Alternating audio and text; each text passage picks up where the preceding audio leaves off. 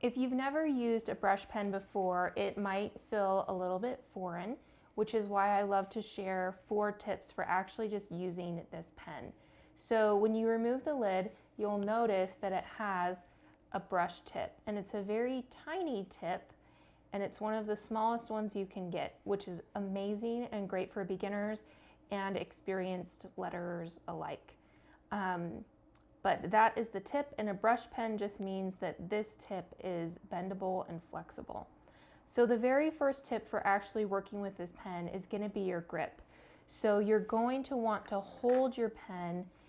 You see where the silver line is on the pen? That's about where you're going to want to hold it. And we're not changing the way you hold this pen. So it's the same as if you would pick up a pencil to write with it. Hold it the same way. I know some people hold their pens in different ways as they're writing. Hold it in the same way you always do that feels natural to you, but you want to be about here to be able to apply good pressure with the brush pen. The next thing with your grip is that you don't want to be squeezing super tight and having kind of a death grip on the pen. If I were to be behind you, I should be able to just pull that right out of your hand. It should be a loose grip because you don't want your hand to become overtired because you're squeezing it so hard, and it also leads to a lot of shakiness in your letters. The second tip is going to be the angle that you hold your brush pen. So if this was 90 degrees, that was straight up and down, and this was 180, we really want to be at this 45-degree angle. So 45 degrees from here to your paper or the base that you're writing on. So that's about the angle that you want to be holding your pen. And I'll show you why in just a minute. That's the angle that you want to be holding your pen. So for example, with lettering, we want to be able to do thin strokes and thick strokes at the same time. So for example, if we were holding our pen straight up like this, we could definitely get some really fine dots like these examples, but we wouldn't be able to get anything bigger than that. If we hold our pen flat, we can definitely get some really wide dots, but we can't get the really tiny ones like before.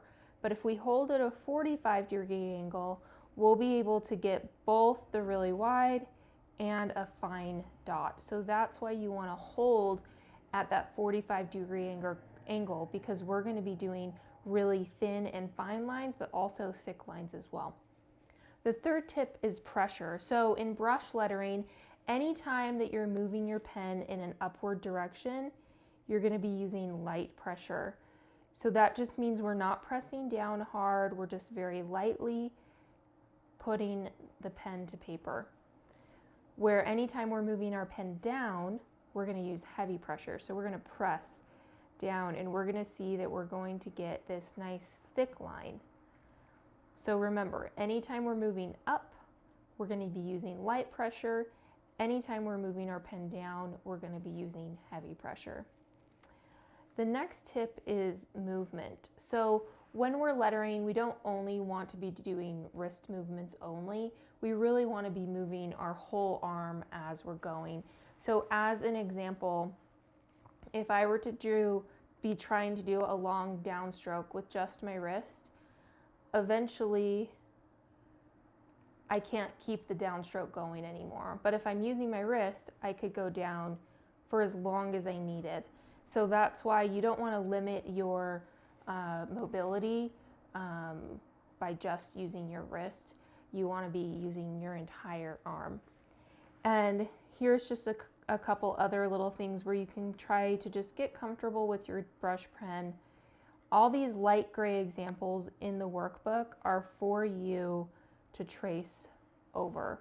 So it's just to kind of start feeling comfortable, adding pressure, removing pressure.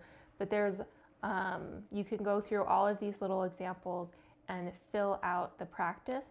But those are the 4 tips. You want to have a grip that's here on the silver line. You want a 45-degree angle from the pen to the table. You want to use light pressure when moving up, like these examples, heavy pressure when moving down, like these examples, and you want to use your whole arm and use movement as your lettering. So those are those 4 tips for working with your brush pen.